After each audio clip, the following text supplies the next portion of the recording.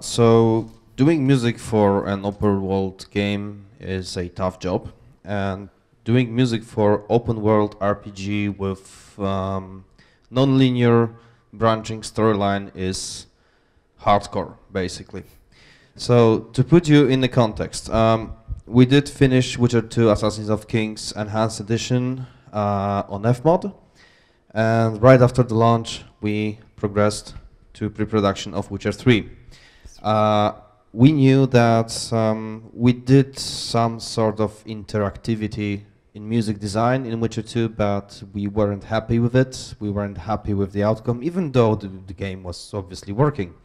We decided we want to go step forward and actually, do it the way like the big guys do. So, hence the Wwise of our weapon of choice. And since we got our new toy, we had to figure out how to learn that toy and how to actually do that. So before I go into technical details and show you the interactive music structure and how we do use the core features of Wwise music system, you need to know several things about our plan for the music. So first of all, my goal was to achieve a result that players would perceive our soundtrack as a linear experience in non-linear environment. After all, this is a video game.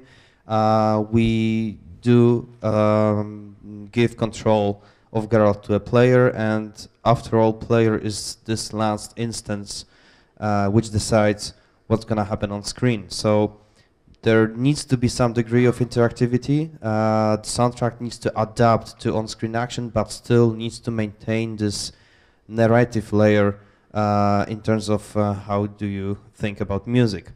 That means we also wanted to bond music with our storylines to a film degree. So that doesn't only means working with leitmotifs or themes, but also trying to score particular scenes or gameplay sequences or whole quests in a way that they would feel coherent to itself. So our general design for the music system is based on two musical groups. The first one is a music controlled by states. So let's say you have exploration, you have combat, you may have Gwent minigame, for example, and this is the part of the music when we let player decide what he or she is going to listen to. So for example, if we are deciding to engage into combat, we are expecting that exploration music will switch to some more tense cue, obviously. But this whole transition moment, we wanted to have it as musical as possible. Second group of our music cue is the group of music we control totally, we as an audio team, and that is all custom tailored cues you are hearing in our quests. So that would be cutscene cues, custom gameplay, dialogue scenes, boss combats, and any custom situation you might think of when you play The Witcher. We do use also RTPCs, or so-called parameters. To some degree, we do obviously use stems or layers, as some might say, in Wwise. So RTPCs are used for managing the layering system and deciding which layers out of the whole arrangement should play in a given moment. But all of that is obviously cool, but it won't work until you realize one thing. And luckily we did realize it soon enough. You may deliver the best sounding music ever, you may deliver the most genius piece of music, but once it's implemented badly, it will simply not work. So we kind of reversed the process, and before we started creating assets for music system, we did plan how we're gonna implement them. So you are creating your music with certain implementation techniques in your head already, because you need to prepare those assets to particular implementation methods you are gonna use. One fun fact on a side note is that most of our music, I typed 95%, it's probably somewhere something around that, is in one key, D, natural D or D minor, as you would say. That, of course, comes from the artistic decision, because since the Witcher soundtrack is heavily grounded in Slavic folklore, and we use a number of period or folk instruments, which are naturally tuned in D, we decided to stick with that one key signature to have this all unique raw elements you usually expect from old instruments. If we would about to tune them to different keys, we would probably use it. Side effect of that is that since most of the music is in D, transitioning from D to another D is quite easy, quite simple. So we had one factor out of the equation, and when we were transitioning from one piece of music to another, we just had to think only about phrase, time signature, and tempo. Only, obviously, three big fucking factors, but at least we had our key signature secured. So how does it work in action? The guys prepared really complex thing, and I may disappoint you because I specifically for that presentation I created a fake music system, but it should allow us to cover the most important elements of implementation methods we use. So I'm gonna show you three cases. First, let's start with our layer approach. And I'm gonna refer very often to this sentence that you need to think about your assets and think about the implementation for the whole time, because delivering an asset is only half job done. The other half is to implement it properly and implement it with some idea. That's the most important thing. So here we have a piece from Kermoren, Witcher Stronghold. As you can see, it's divided on four stems. We can preview each and every one of them. So we have some drum part, percussion.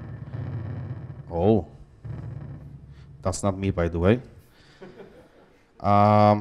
We have some string section. Yeah, just let me just do this. And we have some lute and harp. I'm just probably gonna just lower the volume so yeah, we can avoid distortion. And we have solo part, flute. So what's the point of splitting your music into layers anyways? The point is that since The Witcher, as you already heard today, is a behemoth kind of game, I would probably have to compose about 12 or 15 hours of music to cover the whole world and whole storyline. So we knew we had to be clever with that.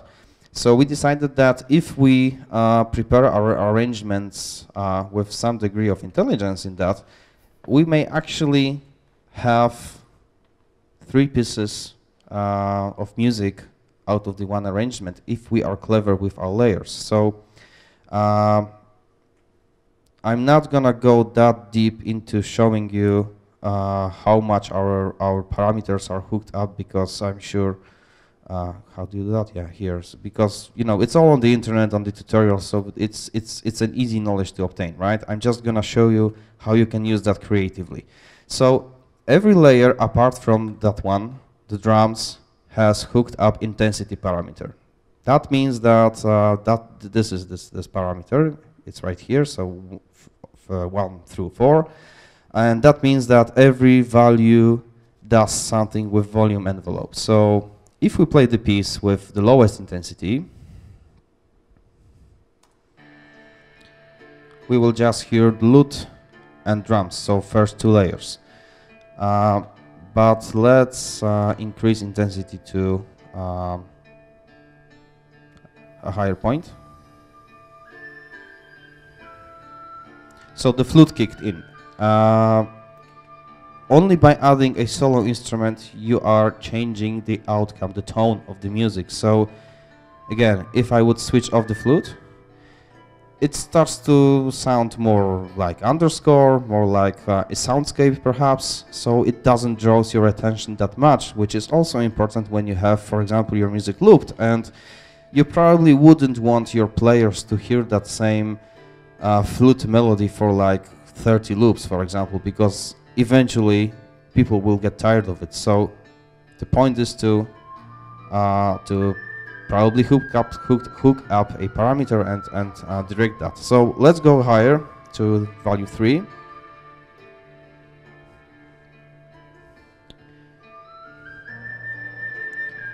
So now we have playing lute, strings and flute. This is the most complete version of this arrangement. We have all the parts playing all together, and we are actually playing that particular set of arrangement in dialogue scenes when something important is happening. But if we progress to value 4 of the intensity, you just are left alone with strings. And that's the most open, the most underscore variation of that particular piece. So let's say you are going out of the stronghold to an open, or to a wilderness, to a mountains.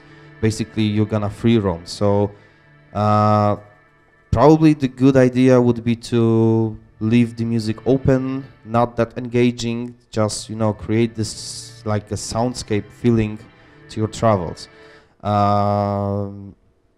Yeah, so let's now switch to that little thing. And I'm gonna show you how, again, you need to think about preparing your assets when you are about to implement them. So we have a simple case. We have a City of the Song from Blood and Wine expansion pack, already on the market.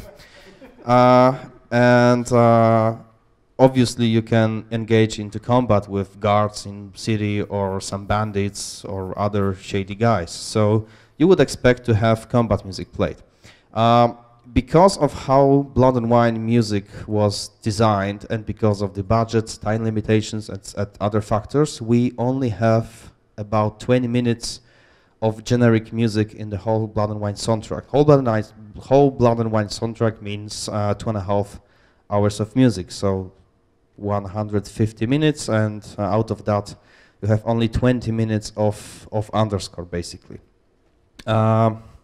Since the ratio is that hardcore for us, we had to be extra clever with the usage of exploration music. We knew we can afford having only one exploration piece for the city and only one combat track for the city. And since Geralt has 2 swords, basically knows how to fight people and monsters, you're gonna probably expect that we're gonna engage into combat quite often. So how would you squeeze your music in a way that it doesn't get overplayed a lot, people don't get bored with that, and actually still feel excited when combat starts and when you go back from combat to exploration? So we did have 2 minutes piece of combat music, which is already split it into 4 parts, as you can see right here. But if you think about music like a musician, not like a programmer or designer, with all due respect, guys, obviously, you know that there are phrases in music. So music is a vehicle of narration, as I like to call it. So music has its own story to tell. And that story is reflected in phrases. So, for example, if we agree that average phrase has 8 bars, and one segment we have actually, just let me switch that. Okay, so let's say we have here a segment of music which has 16 bars, so probably you're gonna have 2 phrases here, right? So we decided to take advantage of custom cues, which we actually didn't use in the base game because I didn't know how to use them. But now I do, and now I feel smarter about it, and extra cool guy because of that. So basically we did divide every single segment to smaller parts. As you can see, we here have 4 parts, 1, 2, 3, and 4. And that means that those cues, why are they here? these are our starting points when we transition from exploration to combat music or from combat to exploration, because exploration track, which is here, has exactly the same way. It's a one coherent 4 minutes long piece of music with several cues inserted, and with those cues, Wise knows where to pick up the piece when it's when we are transitioning from one to another. I'm gonna show you in a minute how does it sound, but last but not least, we also have to remember about intros and outros. So we didn't want to just crossfade from one piece to another because that's stupid, that's dumb, and that's not smart. So and that doesn't sound good after all. So that's why you use intros and outros, which sound like that. Pretty straightforward, but put in an arrangement synced to a tempo, to beats and bars, actually does the trick.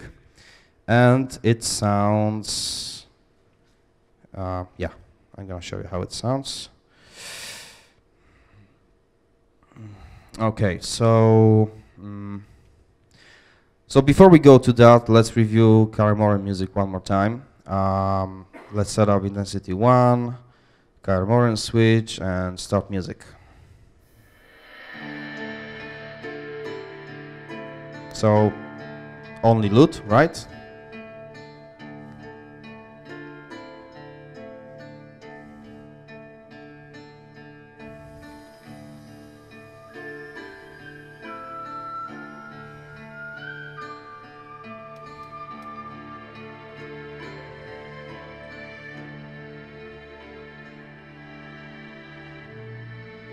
Easy but powerful. And now let's just progress to song music. Okay, so let's say we start with exploration, we start the music.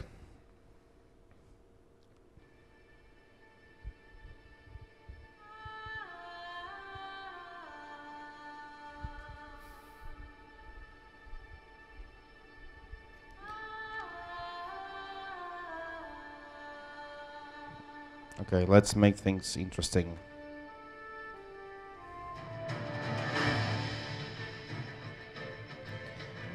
So let's go back to exploration.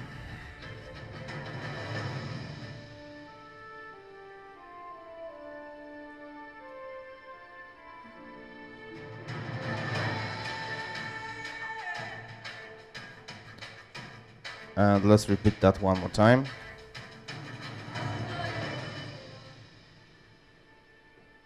Yeah, and now Wise fucked me over because it's playing the same piece from the beginning. This is now how I planned it, so just give me one more chance.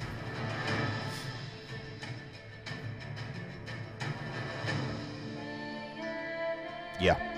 So as you can see, it's all tempo matched, and again, going back to this golden rule of thinking about implementation method before you start creating assets. Why does it work so well with those two pieces of music? Well, easy, because they are both in 3/4 time signature, so combat and exploration, and they have the same tempo. So we do those pairing in music quite often, actually, because we know that, for example, when you are in Novigrad in a poor district and you have a very particular set of nighttime and daytime music and a combat piece, it would be probably a good idea to just match those pieces together because they are gonna be played together anyways, right? So just let's make our work easier and actually, you know, fight for the better result of our efforts. The last example I want to show you is how we deal with custom music, so dialogues, cutscenes, and custom gameplay elements. So before I start, you need to remember that, especially for us audio guys, The Witcher is on the one hand dream project for us, but on the other, well, a hellhole, because we do internally 7 language versions. And we do need to acknowledge them when we are preparing our own musical or sound solutions. So One of the downsides of having 7 different language versions in your game is that when you have a particular dialogue scene, the durations of dialogue lines are quite different. So English language is fairly short. It has words with not that big number of syllables in them, but compared to Polish or German, which has like million syllables in every word, that kind of fucks up our pacing in dialogues. So, and often if we are about to score music in a film way, so for example, someone is approaching and you want to do dun dun dun, you want to have the perfect timing. You want to have that stinger, jingle, whatever that would be, to play it in that very particular moment, because if it will be played in a different moment, it will just ruin the scene and your efforts will be pointless. So again, think about the implementation methods before you start working on particular pieces of music. So if some of you played Hearts of Stone, there is this guy, Olgierd von Everec, which is basically the main one of the main characters in expansion pack, and the last quest of the main storyline in that expansion pack is a confrontation between Geralt, Olgierd, spoilers, it's almost a year after release, come on, everyone played it, and the Gunter Odim guy, which I will not spoil in case someone actually just spent a year in a desert and didn't play it. So again, we have several language versions, and also we have some degree of interactivity in our dialogue scenes because we have choices in dialogue. So for example, when you have a screen with a choices, you can go for a smoke, walk your dog, put your daughter to sleep, whatever, and then go back to a game half an hour later and just pick your dialogue option. And music system needs to react to that. Especially since, for example, your choice will automatically trigger some twist in a storyline. So we do have here music from that last very important confrontation, which is divided, as you can see, into 4 parts. 1, 2, 3, and the last one. So we start with some ominous piece of music, which is supposed to set the tone for the whole sequence. Then we go to some groovy part, which is designed to increase increase the pacing or make the atmosphere more dense, whatever. You're gonna hear it, you're gonna know what I'm thinking. So something is starting to go down, right? But as you can see, this is only 8 bars loop. It doesn't have any theme in that. It's just a saz with some simple drum element in it. So it's only supposed to pick up the pace and nothing else. The third part, however, is built on the same musical idea, but has the main theme going. So probably we would use that in that very particular moment when, for example, someone is revealing, haha, it was me all the time, right? You don't want to play it too soon or too late. And obviously at the end we have ending cutscene when someone very special for the story is dying. I'm gonna play you the whole thing in a minute. So the point is that we had to deal with solution. We have to find the solution how we would maintain the proper narration, the film-like narration in our game, but still be technically flexible for those choices, as I mentioned, and language versions. That's why we did split the whole arrangement into 4 parts, and thanks to having the same key, having the same tempo, having the same time signature, and having kick-ass transition matrix, which basically allows us to I call that system hacks because it's a one matrix when you can specify almost infinite number of custom transitions between one particular piece and another particular piece of music. So it can go very complex.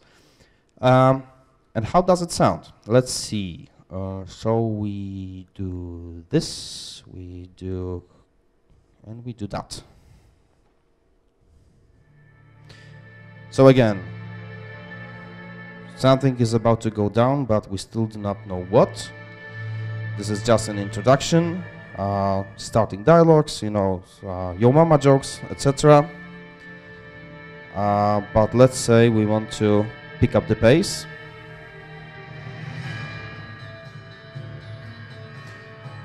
Now we are at level 2, as you might say, so our characters are talking, looking angry at each other, but still music doesn't pick up the main theme because this is not the place right now for doing that. Let's now trigger the main theme. As you can see, it all makes sense music-wise. So the phrasing is kept, the thinking of a musical phrase in music is kept.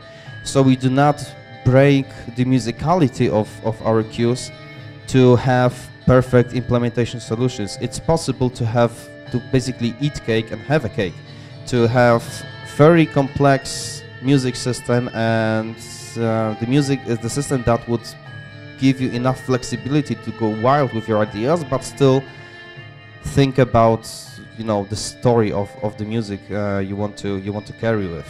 And now let's go to ending point.